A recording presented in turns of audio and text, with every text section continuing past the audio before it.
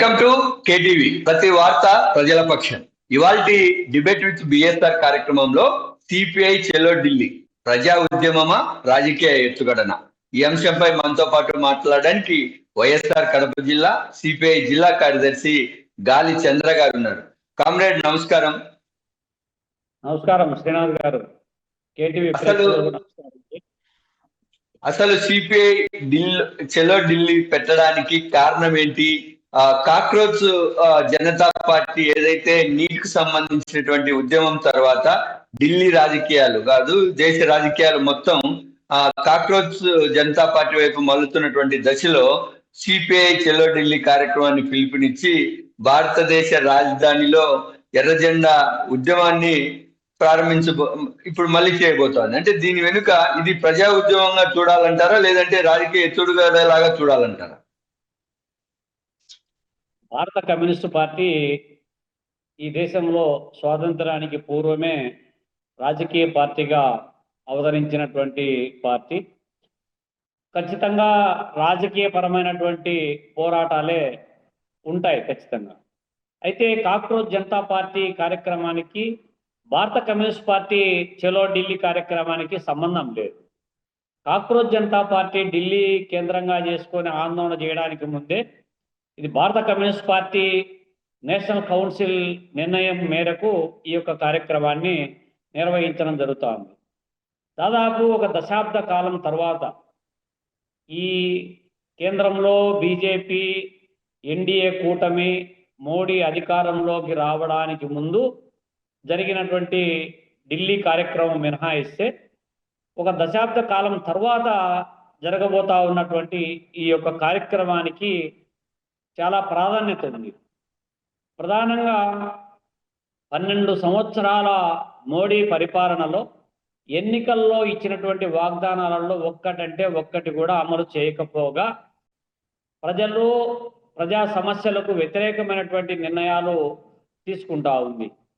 ప్రధానంగా 2014 ఎన్నికలకు ముందు మోడీ ప్రకటించినటువంటిది నల్లధనం వెలికితీత, ఏడాదికి 2 కోట్ల ఉద్యోగాలు, జన్ధన్ యోజన పథకం ద్వారా ప్రతి అకౌంట్లో 15 లక్షల రూపాయలు జమ, పన్నులకు సంబంధించినటువంటిది ఒకే పన్ను విధానం ద్వారా పన్నుల నుంచి ప్రజలపై భారాలు తగ్గించడము, భారతదేశాన్ని ఉత్పాదక రంగంలో ప్రపంచ దేశాలలో పోటీ పడేటువంటి విధంగా తలసరి ఆదాయాన్ని పెంచుతాము, ప్రధానంగా మానవ వనరులకు సహజ వనరులకు మధ్య ఉన్నటువంటి అగాధాన్ని పూడ్చి సహజ వనరులకు మానవ వనరులను జోడించి ముందుకు నడిపించడమే ఏకైక లక్ష్యంగా ఒక సంకల్పంతో ముందుకు తీసుకుపోతామని చెప్పినటువంటి మోడీ ప్రభుత్వము ఈ 12 సంవత్సరాల కాలంలో ఒక్కటి కూడా అమలు చేయలేకపోయింది.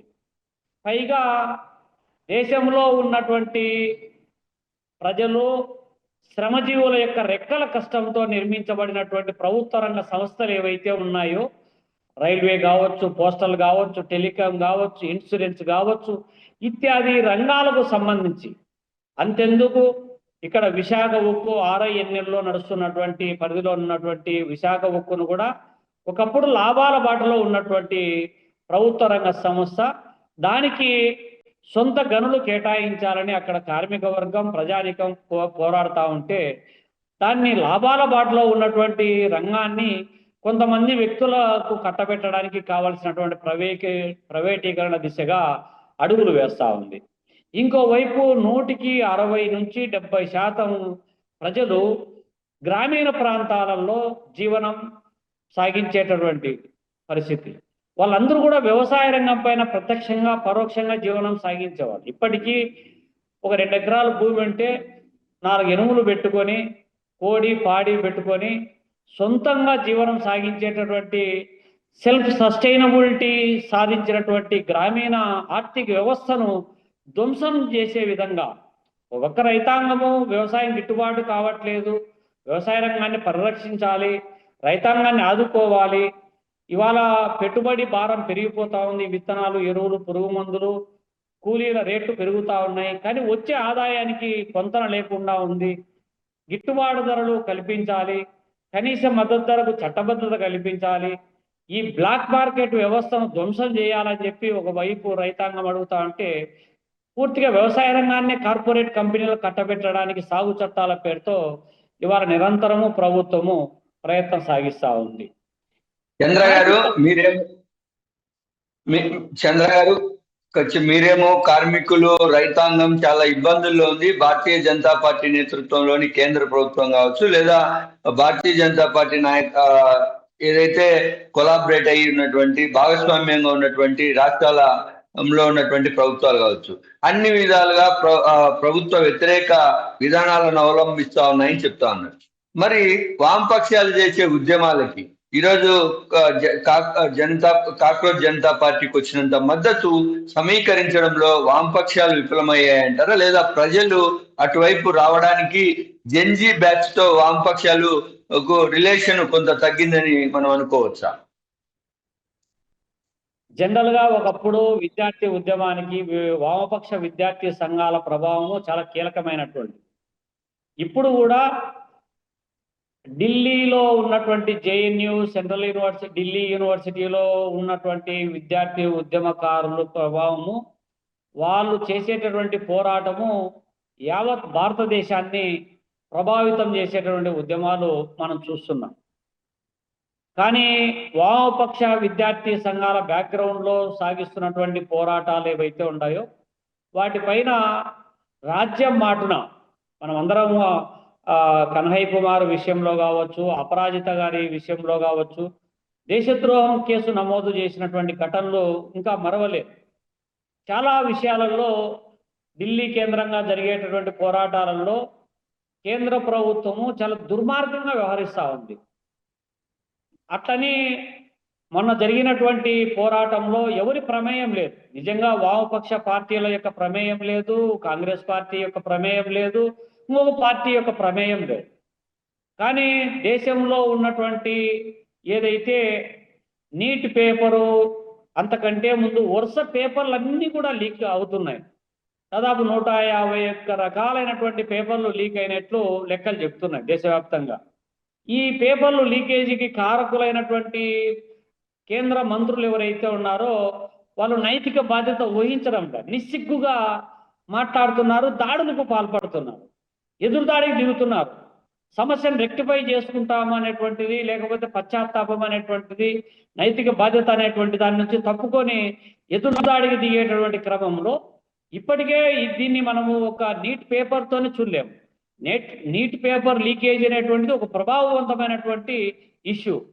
దాంతోపాటు ఈ దేశంలో వివిధ రకాలైనటువంటి ఎడ్యుకేషనల్ సిస్టమ్ పాలసీస్ డిజైన్లో చాలా మార్పులు తీసుకొస్తున్నారు, ఏకపక్షంగా వ్యవహరిస్తున్నారు. యూజీసీ మాటున యూనివర్సిటీలను ఇవాళ ఆర్ఎస్ఎస్ కబంధ హస్తాలేకి తీసుకుంటున్నారు. దాంతోపాటు ఇవాళ చదువుకున్నటువంటి నిరుద్యోగ యువతకు ఉద్యోగ ఉపాధి అవకాశాలు లేక ఇంజనీరింగ్ చేసినటువంటి వాళ్ళు, లేకపోతే డిగ్రీలు చేసినటువంటి వాళ్ళు, పీజీలు చేసినటువంటి వాళ్ళు, పిహెచ్డీలు చేసినటువంటి వాళ్ళు, ఐఐటి లాంటి అత్యున్నతమైనటువంటి విద్యా సంస్థల్లో చదువుకున్నటువంటి వాళ్లకు కనీసం ఉద్యోగం దొరికేటటువంటి పరిస్థితి ఇవాళ లేదు. ఇదంతా కూడా ఒత్తిడి అంటాం మామూలుగా.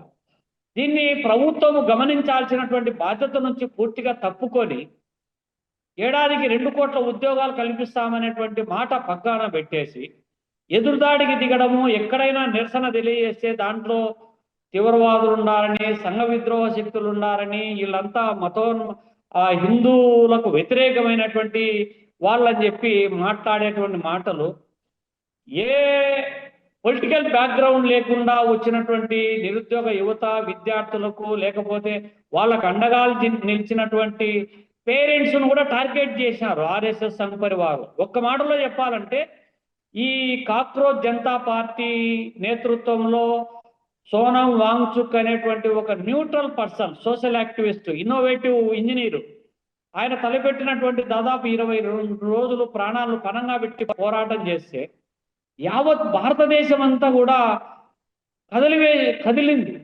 వాళ్లకు మానవత్వం కలిగిన ప్రతి మనిషి స్పందించినాడు. విద్యార్థులు, నిరుద్యోగులు, వాళ్ళ పేరెంట్స్, ఇతరేతర అన్ని వర్గాల ప్రజలు మానవత్వాన్ని చాటుకుంటే, కానీ మానవత్వం లేని మనువాదులు మాత్రం వీళ్ళపైన విషభావజాలాన్ని ప్రచారం చేయడానికి పూనుకునేటప్పటికీ చాలా మంది భరించలేకపోయినారు. సినిమా సెలబ్రిటీస్ మాట్లాడితే వాళ్ళని టార్గెట్ చేశారు, లేకపోతే సోషల్ యాక్టివిస్టులను మాట్లాడితే వాళ్ళను టార్గెట్ చేశారు.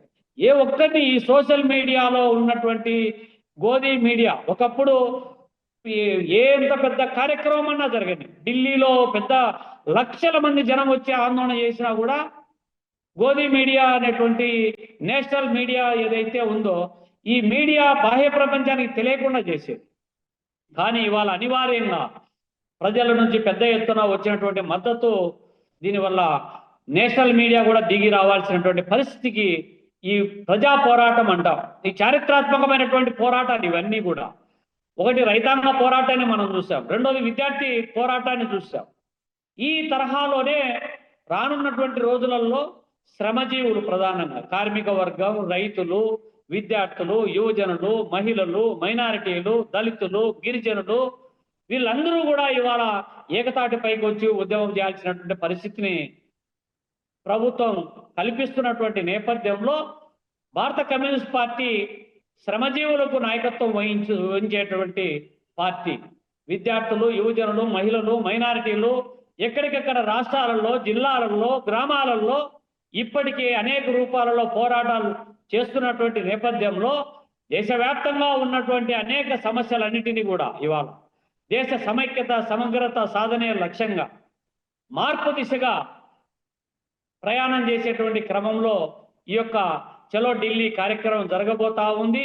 ప్రభుత్వ రంగ సంస్థల పరిరక్షణ, కార్మిక హక్కుల పరిరక్షణ, రైతాంగం యొక్క పరిరక్షణ, వ్యవసాయ రంగ పరిరక్షణ, విద్యార్థి, యువజన, శ్రామిక మహిళల హక్కుల సాధనే లక్ష్యంగా, మహిళలకు 33.3% రిజర్వేషన్ల సాధనే లక్ష్యంగా, మహిళలు మైనారిటీలపైన జరుగుతున్నటువంటి దాడులు, హింస, దోపిడీకి వ్యతిరేకంగా ఈ యొక్క ఢిల్లీ కార్యక్రమం జరగబోతా ఉంది. కాబట్టి చంద్ర గారు ఇప్పుడు చలో ఢిల్లీ కార్యక్రమానికి ముందుగా రాష్ట్ర వ్యాప్తంగా ప్రచార జాతరలు, ర్యాలీలు, నిరసన కార్యక్రమాలను కూడా సిపిఐ పిలుపునిచ్చినట్లుంది. ఆ వివరాలు. ఇప్పటికే ఆగస్టు 6వ తారీఖు నుంచి, అనగా ఈ నెల 6 నుంచి 15 వరకు ప్రచార కార్యక్రమాలు నిర్వహిస్తున్నాము. ఈ ప్రచార కార్యక్రమాలలో ప్రధానంగా కేంద్ర రాష్ట్ర ప్రభుత్వాల ప్రజా వ్యతిరేక విధానాలతో పాటు ఇవాళ జిల్లాల సమగ్రాభివృద్ధికి సంబంధించినటువంటి ఆర్థిక, రాజకీయ, సామాజిక సమానత్వం కోసం, అట్లే నీటిపారుదల ప్రాజెక్టులకు సంబంధించినటువంటి అంశాలపైన, పారిశ్రామిక అభివృద్ధికి సంబంధించినటువంటి అంశాలపైన, విభజన హామీలైనటువంటి ఇవాళ ప్రత్యేక హోదా, వెనుకబడిన రాయలసీమకు ప్రత్యేక ప్యాకేజీ, కడపలో ఉక్కు పరిశ్రమ, పోలవరం పూర్తి, అమరావతి నిర్మాణం, ఆర్థిక లోటు భర్తీ, విద్యా, వైద్య కేంద్రీయ సంస్థల పారిశ్రామిక రంగాల ఏర్పాటు, ఇటువంటి విభజన హామీలకు సంబంధించినటువంటి అంశాలే కాకుండా కడప లాంటి ప్రాంతంలో జిల్లా వ్యాప్తంగా ఉన్నటువంటి అనేక రంగాలలో అనేక సమస్యలు ఇవాళ ఉన్నాయి. రోడ్లకు సంబంధించినటువంటి R&B పంచాయతీరాజు పర్యవేక్షణలో ఉన్నటువంటి రోడ్లన్నీ ఇసుక మాఫియా, మట్టి మాఫియా వల్ల ధ్వంసమైనాయి. వాటికి సంబంధించినటువంటి పట్టించుకునే పరిస్థితి ఇవాళ లేదు. కడప, బెంగుళూరు రైల్వే నిర్మాణం పూర్తికి నోచుకోవడం లేదు. ఇంతకుముందు ఉన్నటువంటి చెన్నూరు చక్కెర ఫ్యాక్టరీ, పొద్దుటూరు పాల కేంద్రం లాంటి పరిశ్రమలు పూర్తిగా మూతపడినాయి. MSME టెక్నాలజీ సెంటరు ఇదో నిర్మిస్తాం, అదో నిర్మిస్తామని చెప్పి కాకమ్మ కబుర్లు చెప్తున్నారు తప్ప ఆచరణలో ఎక్కడ కూడా నిర్మాణానికి నోచుకోవడం లేదు. ఇవాళ రాయలసీమ ఎత్తిపోతల పథకము 2 రాష్ట్రాల మధ్య సమస్యగా మార్చి ప్రభుత్వమే ఒక ఉద్దేశపూర్వకంగా దాని మీద మరణశాసనం చేసి రాయలసీమ నోట్లో మట్టి కొట్టడానికి ప్రయత్నం సాగిస్తా ఉంది. ఎప్పుడో బచావత్ ట్రిబ్యునల్ తీర్పు ప్రకారం 75% నీటి లభ్యత ఆధారంగా ప్రాజెక్టుల వారిగా కేటాయించినటువంటి నీటిని ఇవాళ తెలంగాణ, ఉమ్మడి ఆంధ్రప్రదేశ్కు సంబంధించినటువంటి వివాదంగా మార్చి, ఏ బ్రిజేష్ కుమార్ ట్రిబ్యునల్ అయితే లేని నీళ్లను ఉన్న వాటిగా అంగీకరించి 65% నీరు అయితే బ్రిజేష్ కుమార్ ట్రిబ్యునల్ తీర్పు ఇచ్చిందో ఆ తీర్పును యథావిధిగా అమలు చేయాలని చెప్పి కేంద్ర ప్రభుత్వం చెబుతా ఉందంటే రాయలసీమ నోట్లో మట్టి కొట్టడం తప్ప ఇంకొకటి కాదు. తిరిగి ఈ రెండు రాష్ట్రాల మధ్య నీటి వివాదాలను ఏ బ్రిజేష్ కుమార్ ట్రిబ్యునల్ అయితే రాయలసీమకు అన్యాయం తలపెట్టిందో అదే బ్రిజేష్ కుమార్ ట్రిబ్యునల్ కు ఇవాళ పంచాయతీ అప్పచెప్పిందంటే ఇవాళ రాయలసీమ పైన కావచ్చు, ఆంధ్రప్రదేశ్ రాష్ట్రం పైన కావచ్చు, ఈ యొక్క కేంద్ర ప్రభుత్వం యొక్క వైఖరి ఏందో మనకు అర్థం అవుతుంది. మరి ఇత్యాది అంశాలకు సంబంధించినటువంటి వాటి పట్ల కేంద్ర ప్రభుత్వంతో రాష్ట్ర ప్రభుత్వం గట్టిగా మాట్లాడాల్సింది పోయి, కొట్టాడాల్సింది పోయి, రాయలసీమ హక్కులను కాపాడాల్సింది మాత్రం మాట్లాడకుండా కూటమి సర్కారు సిద్ధమైనటువంటి నేపథ్యాన్ని మనం చూస్తున్నాం. అన్ని విధాల ఇప్పటికీ ఎల్నినో ప్రభావం తీవ్రంగా ఉంది జిల్లా అంతా. రాయలసీమ కూడా అందుకు అతీతమేం కాదు. ఎల్నినో ప్రభావం మనం చెప్పేది కాదు, ప్రభుత్వమే ప్రకటించింది. ఎల్నినో ప్రభావం వల్ల వర్షపాతం నమోదు కావడం లేదు, వర్షాలు పడడం లేదని చెప్పి. మరి ఇప్పటికే ప్రభుత్వం ఏం చేసి ఉండాలా? కేంద్ర ప్రభుత్వం నుంచి కేంద్ర బృందాన్ని పరిశీలనకు పిలవమని చెప్పాలా? లేకపోతే రాష్ట్ర ప్రభుత్వం కరువు పర్యటనలు చేపట్టి కరువు సహాయక చర్యలను ముమ్మరం చేయాల్సినటువంటి అవసరం, బాధ్యత పాలక ప్రభుత్వాల పైన ఉంది. కానీ ఎక్కడే కానీ కరువుకు సంబంధించినటువంటి ప్రస్తావనే చేయడం లేదు. ఇవాళ రైతాంగం మెట్ట ప్రాంతాలలో దుక్కి దున్ని ఎరువులు పాసుకొని ఉన్నటువంటి వాళ్లకు ఎక్కడే కానీ పరిహారం చెల్లించేటువంటి పరిస్థితి వైపు ఆ వైపు చర్యలు తీసుకునేటువంటి వైపు లేదు. పోనీ ఉన్నటువంటి నీటిపారుదల ప్రాజెక్టులలో గండికోట, వామికొండ, సర్వరాగ సాగరు, చిత్రావతి, పైడిపాలెం, బ్రహ్మసాగర్, SR1, SR2లో ఉన్నటువంటి అరకొరగా ఉన్నటువంటి నీళ్లకు సంబంధించి వాటి మేనేజ్మెంట్ ఉండాలా. కానీ ఆ నీళ్ళని ఏం చేస్తున్నారంటే ఏట్లో, వంకలో, వాగుల్లో వదిలేస్తున్నారు. దానివల్ల రేపు వేసవిలో నీకు పైనుంచి ఎగువ ప్రాంతాల నుంచి నీళ్లు రాకపోతే నీకు నీటి ఎద్దడి తీవ్రంగా ఉంటుంది. కుక్కెడు మంచినీటికి కూడా అష్ట కష్టాలు పడాల్సినటువంటి పరిస్థితి, అఘాయిత్యం ఏర్పడుతుంది. పోనీ పక్కన ఎగువ రాష్ట్రాల్లో వస్తున్నటువంటి వరద నీళ్లు వస్తున్నాయి. ఇవాళ భీమా నుంచి కావచ్చు, నారాయణపూర్ నుంచి లక్షల క్యూసెక్కులు శ్రీశైలంకి వచ్చి చేరుతున్నాయి. కానీ వచ్చిన నీటిని వచ్చినట్టు శ్రీశైలం నుంచి కిందికి వదిలేస్తున్నారు. ఆ వచ్చిన నీటిని వచ్చినట్టు కిందికి వదిలేస్తే విద్యుత్ ఉత్పత్తి పేరుతో నాగార్జున సాగర్ నుంచి పులిచింతలకు వదిలేస్తే ఇవాళ శ్రీశైలం కనీసినటువంటి 854 అడుగులు అమలు చేయకపోతే రాయలసీమకు, అందులో పోతిరెడ్డిపాడు హెడ్ రెగ్యులేటర్కు నీళ్ళు అందకపోతే ఏమవుతుంది? నికర జలాలు కలిగినటువంటి కేసీ కెనాల్కు 10 TMCలు వదలడం సాధ్యం కాదు. నికర జలాలు కలిగినటువంటి 19 TMCల SRBCకి నీళ్లు తీసుకోవడం సాధ్యం కాదు. త్రాగునీటి కోసం తెలుగంగ నుంచి 15 TMCలు తీసుకోవడం సాధ్యం కాదు. పోనీ రాయలసీమ ఎత్తిపోతల పథకమైనా పూర్తి చేసి కాలబెట్టింటే ఈ పాటికి మనము రోజుకు 2 TMCల నుంచి 3 TMCలు నీళ్లు తీసుకోవడానికి అవకాశం ఉండేది. కానీ అది కూడా ఈరోజు ఏం చేస్తున్నారు? ఒక పక్క అనుమతులు లేని, కేటాయింపులు లేనటువంటి పాలమూరు రంగారెడ్డి ఎత్తిపోతల పథకము ఇవాళ ట్రయల్ రన్ నిర్వహించి రోజుకు 1 TMC ఎత్తిపోసుకోవడానికి తెలంగాణ ప్రభుత్వం ముందుకు పోతా ఉంది. కానీ రాయలసీమ కోసమే పట్టిసీమ కట్టామని చెప్పినటువంటి రాష్ట్రంలో కొంతమంది వేర్ల మీద పేర్లతో విధానం కాదు.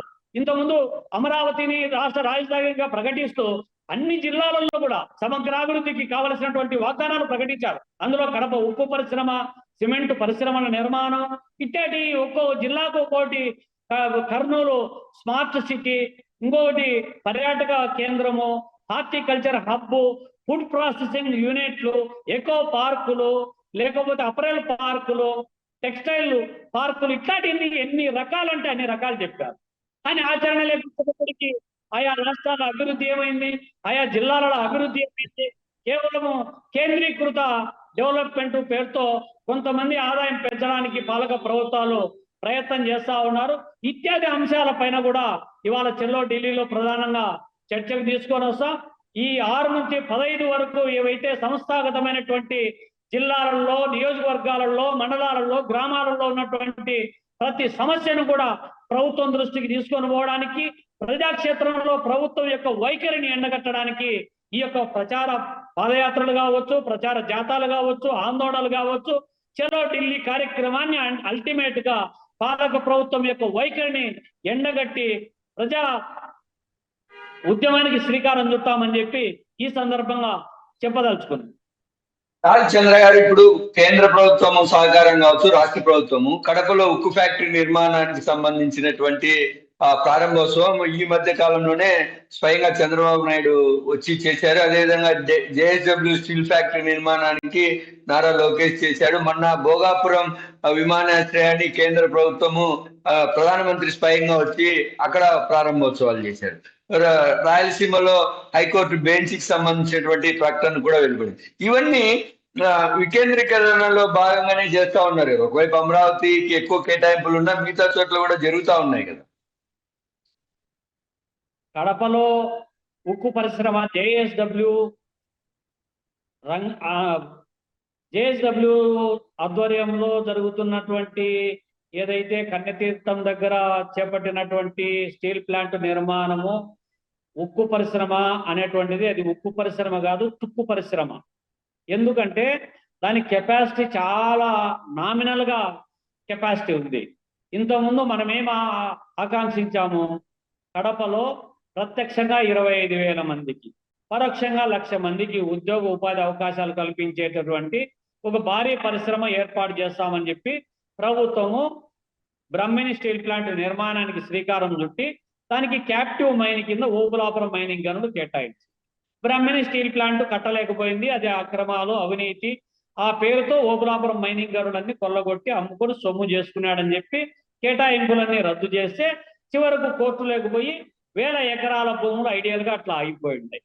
తర్వాత చంద్రబాబు నాయుడు మళ్ళీ అధికారంలోకి వచ్చిన తర్వాత నేను అధికారంలోకి వస్తేనే మీకు పరిశ్రమ పెడతాను, 6 మాసాల్లో కడతానని చెప్పి కంబాల దిన్నె దగ్గర ఒక పెద్ద పరిశ్రమ రాయలసీమ హైగ్రేడ్ స్టీల్ అని చెప్పి దానికి శంకుస్థాపన చేసి ఆయన 5 సంవత్సరాల కాలంలో అది కట్టలేకపోయినాడు.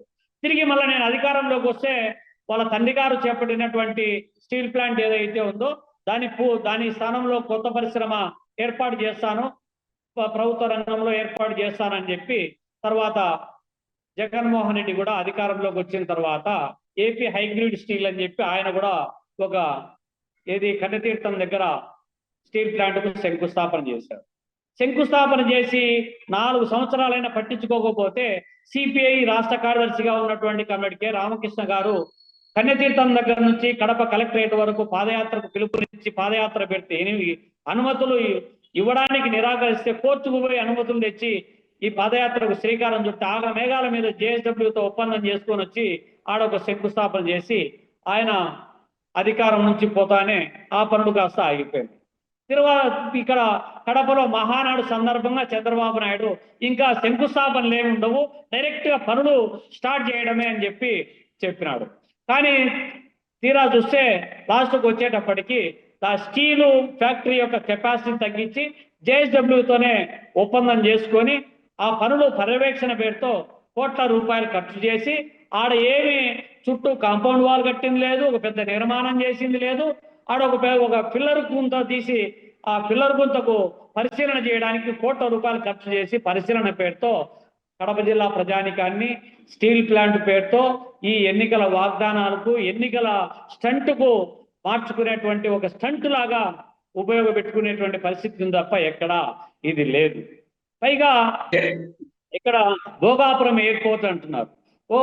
ఈడ విజయవాడలో గన్నవరం ఎయిర్పోర్ట్ ఉంది, విశాఖపట్నంలో ఎయిర్పోర్ట్ ఉంది. ఈ 2 కాలకుండా ఇంక భోగాపురం ఎయిర్పోర్ట్ అని చెప్పి ముందు అది ఏదైతే పోయిన ప్రభుత్వము నిర్మాణానికి శ్రీకారం చుట్టిందో దాన్ని కంప్లీట్ చేసి ఇప్పుడు ఆయన ప్రారంభించారు. కేంద్ర ప్రభుత్వంలో నీట్ పరీక్ష పేపర్ లీకేజ్ తర్వాత అక్కడ మంత్రి డిమాండ్ చేయడం, మంత్రి రాజీనామా కూడా చేయడం జరిగింది. దాన్ని ఆంధ్రప్రదేశ్ లో కూడా డిఎస్సి అక్రమాలు జరిగాయని లోకేష్ మంత్రి పదవికి రాజీనామా చేయాలని వైకాపా ఆందోళనలు చేస్తా ఉంది, డిమాండ్ చేస్తోంది. దీన్ని సిపిఐగా మీరు ఎలా చూస్తారు? దేశంలో నీట్ పేపర్ అనేటువంటిది ఈ రోజు కాదు, గత సంవత్సరము అంతకుముందు 2-3 సార్లు పేపర్ లీకేజ్ అయింది. పోయిన సంవత్సరం కూడా పెద్ద ఎత్తున జనంలో తిరుగుబాటు వచ్చింది, విద్యార్థి లోకం మండిపడింది, పేరెంట్స్ బగ్గుమన్నారు. అయితే ఈ సంవత్సరము కూడా పేపరు లీకేజ్ కావడం అనేటువంటి నేషనల్ టెస్ట్ ఏజెన్సీ యొక్క శాంటిటీ, దాని యొక్క విశ్వసనీయత రోజు రోజుకు దిగజారిపోతా ఉంది. అక్రమాలకు నేషనల్ టెస్ట్ ఏజెన్సీ యొక్క అడ్డగా మారిపోయింది. కాబట్టి విద్యార్థి లోకము అందులో కాక్రోచ్ జనతా పార్టీ ఏర్పాటుకు ముందే యూత్ అండ్ స్టూడెంట్స్ ను ఏ కారణాల రీత్యానో సుప్రీంకోర్టు ప్రధాన న్యాయమూర్తి సూర్యకాంత్ మాట్లాడడం అనేటువంటిది, దాని నుంచి పుట్టుకొచ్చినటువంటి cockroach Janata party Gen Z unite కావడము, ఈ పోరాటంలో కీలక పాత్ర పోషించడం, అనేక మంది సెలబ్రిటీస్, సోషల్ యాక్టివిస్టులు నాన్ పొలిటికల్ గా ఆర్గనైజ్ అయినారు. కానీ ఇక్కడ ఉన్నటువంటి డిఎస్సికి సంబంధించినటువంటి దాంట్లో కూడా అనేక లోపాలు ఉన్నాయని చెప్పి చాలా రోజుల నుంచి చర్చ నడుస్తూ ఉంది. ప్రభుత్వము దీనిపైన విద్యాశాఖ మంత్రి నారా లోకేష్ గారు స్పందించకపోవడం అనేటువంటిది విచారకరం. రెండవది, ఎక్కడికెక్కడ లోకల్ గా ఎవరికైనా డిఎస్సికి సంబంధించినటువంటి రాని వాళ్లకు సంబంధించి ఎక్కడైనా కూడా ఏమంటారంటే పోస్టుల ఫిలప్ చేసే విధానంలో శాస్త్రీయత లేదు అనేటువంటిది సర్వత్రా వినపడుతున్నటువంటి ఆరోపణలు. రోస్టర్లో ఎక్కడైనా సరే ముందు రిజర్వేషన్లు పోస్టుల వారిగా ఇన్ని ఖాళీ పోస్టులు, ఇంత రిజర్వేషన్లు ఎవరెవరికి ఎన్నెన్ని పోస్టులు అనేటువంటి విధానం ఉంటుంది. కానీ ఈ ప్రభుత్వంలో డిఎస్సి పోస్టుల ఫిలప్ విధానం ఎట్లుందంటే ఫిలప్ చేసి దాన్ని రిజర్వేషన్గా మార్చేటటువంటి పరిస్థితి ఉన్నటువంటి నేపథ్యంలో ఇదైతే ఒక క్లారిటీ, పైగా బాధ్యులు ఎక్కువ స్థాయిలో దీంట్లో ఉండడం అనేటువంటిది. ఏది ఏమైనా కూడా ప్రభుత్వము దీని పట్ల కొంచెము వివరణాత్మకంగా జవాబుదారీతనంతో దానికి జవాబు చెప్పాల్సినటువంటి బాధ్యత నుంచి పలాయనం తగ్గించేటటువంటి అంశం కాకుండా ఈ వైసీపీ చేస్తున్నటువంటి దాంట్లో పైన జెన్జీ పోరాటానికి దీనికి నీట్ ఎగ్జామ్ కు డిఎస్సి ఎగ్జామ్ కు కంపేర్ చేయలేము. కాకపోతే ఈ సమస్యగా అయితే ఇవాళ ప్రజలలో నాంతా ఉంది. ఖచ్చితంగా ప్రభుత్వము వివరణ ఇవ్వాలి. ఎందుకంటే కొన్ని వందల మంది, వేల మంది యొక్క భవిష్యత్తు వాళ్ళది. ఉద్యోగము వచ్చినటువంటి వాడు సంతోషపడతాడు, ఉద్యోగం రానటువంటి వాడు తన జీవితాంతం వెంటాడేటువంటి సమస్య ఇది. మనం చూసాం ఇంతకు ముందు 98 డిఎస్సి వాళ్ళకు ప్రభుత్వాలు అనేక సందర్భాల్లో వాళ్ళు తిరిగి లాస్ట్ కు ఈ రోజు వాళ్ళు 55 ఏళ్ల వయసులో పోయి ఉద్యోగాలు చేసేటువంటి పరిస్థితిని మనం చూస్తున్నాం. 2008 డిఎస్సి వాళ్ళకు ఇదే జగన్మోహన్ రెడ్డి గారు చెప్పినటువంటి మాట ప్రకారము వాళ్ళకు ఉద్యోగాలు ఇచ్చి ఇంత ఫిక్స్ చేసి అపాయింట్ చేసినటువంటి ఘటనలు చూస్తున్నాం. కాబట్టి డిఎస్సి విషయంలో, టీచర్ల రిక్రూట్మెంట్ విషయంలో ప్రభుత్వం చాలా ట్రాన్స్పరెంట్ గా ఉండాల్సినటువంటి అవసరం ఉంది, వివరణ ఇవ్వాల్సినటువంటి అవసరం ఉంది.